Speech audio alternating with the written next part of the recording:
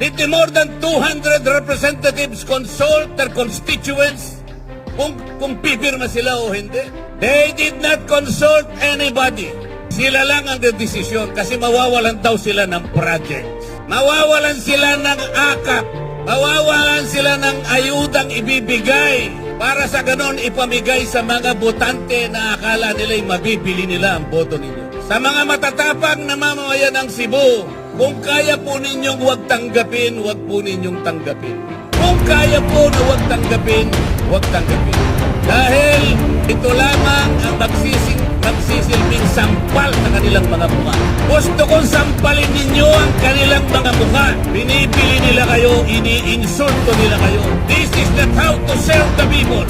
Hindi ayuda ang gusto ng tao. Ang gusto ng tao, you provide the conditions to grow the economy, magkaroon sila ng trabaho, mabuhay sila ng marangal.